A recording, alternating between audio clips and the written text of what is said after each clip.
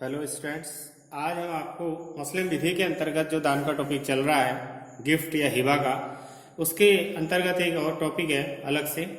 उसी में है मुशह का सिद्धांत। मुशह का सिद्धांत, इसका अर्थ है अरबी भाषा का शब्द मुशह की उत्पत्ति शुयूम शब्द से हुई है, जिसका अर्थ है किसी संपत्ति में अविभाजित भाग। ऐसी हर संयुक्त अविभाजित संपत्ति जो चाहे चल हो या अचल, यदि एक से अधिक व्यक्तियों के अधिकार में हो तो मुशह कहलाती है, यानी कि अविभाजित भाग संपत्ति का। मोहम्मद मुमताज वर्सेस जुबेदा जान केस का नाम है, 1889 इलाहाबाद। इस केस में प्रिवी काउंसिल की न्यायिक समिति के सदस्यों का मत था कि मुशह के हिबा संबंधी सिद्धांत समाज की प्रगतिशील अवस्था के लिए पूर्णतः अनुपयुक्त है और उन्हें कठोरतम नियमों के भीतर कर देना आवश्यक है। इसके बाद है मुशह दो प्रकार का होता है। पहला है अविभाज्य संपत्ति में मुशह। अविभाज्य संपत्ति अर्थात विभाजन से क्षतिग्रस्त या कम उपयोगी होने वाली संपत्ति। संपत्ति में अविभाजित हिस्से का मुशह का हिबा मान्य है, यानी यदि उसको विभाजित किया जाएगा तो नुकसान हो जाएगा, मूल्य कम हो जाएगा, तो उसका हिबा मान्य है। जैसे कह जो एक मकान का मालिक है, उस मकान और एक मिली हुई मकान के मालिक के साथ संयुक्त रूप में एक सीढ़ी के उपयोग के अधिकार का हिबा ख के पक्ष में करता है।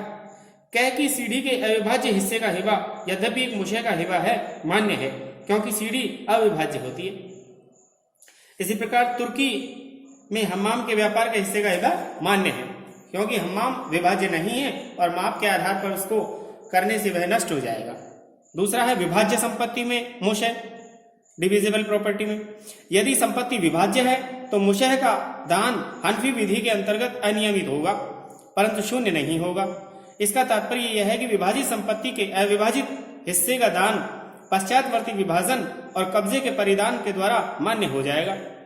यानी इसके लिए यह है कि विभाज्य संपत्ति है जिसका विभाजन हो सकता है, तो उसको हम विभाजन कर देंगे और बाद में उस कब्जे का बाद में पश्चातवर्ती विभाजन कर दिया जाए और कब्जे का परिधान हो जाता है तो मान्य हो जाएगा। शिया विधि के अनुसार प्रत्येक अवस्था में मुशह का हिबा मान्य होता है, बशर्ते कि दाता संपत्ति को खाली करके दान ग्रहीता को उसके नियंत्रण की अनुमति देकर संपत्ति पर दान ग्रहीता को कब्जा दे दे। तो शिया विधि कहते हैं प्रत्येक अवस्था में मान्य होगा, वो खाली करके चला जाए दाता, दान ग्रहीता को उसका कब्जा दे दे। मुशह के सिद्धांत के अपवाद एक्सेप्शन। कुछ स्थितियों में विभाज्य संपत्ति में मुशह का हिबा मान्य होता है, यानी संपत्ति विभाज्य है तो भी उसका मुशह का हिबा किया जा सकता है बिना विभाजन किए।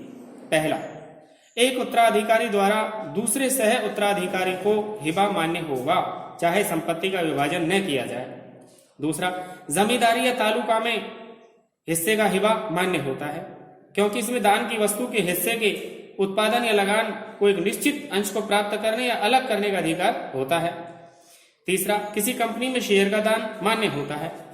चौथा, दो या दो से अधिक व्यक्तियों को दान यदि दान ग्रहीता के हिस्से से स्पष्ट रूप से परिभाषित है तो दो या दो से अधिक व्यक्तियों को संयुक्त रूप से किसी अविभाज्य संपत्ति को अविभाजित रूप में हिबा मान्य होगा।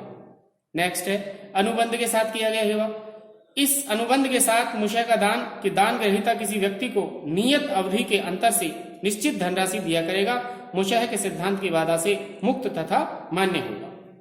इसके अलावा और किसी जोत का हिबा या दाता या दान ग्रहीता संयुक्त रूप से काबिज है तो वहां हिबा किया जा सकता है, जहां दान गरीबों को किया जाए, तथा ऐसी वस्तु जिसका अविभाजित होने पर अधिक फायदा मिले, अविभाजित रूप में हिबा किया जा सकता है। तो ये था मुशह का सिद्धांत, यानी जॉइंट प्रॉपर्टीज में अविभाजित अंश का दान किया जा सकता है कि नहीं किया जा सकता, और दो प्रकार से अविभाज्य संपत्ति और विभाज्य संपत्ति।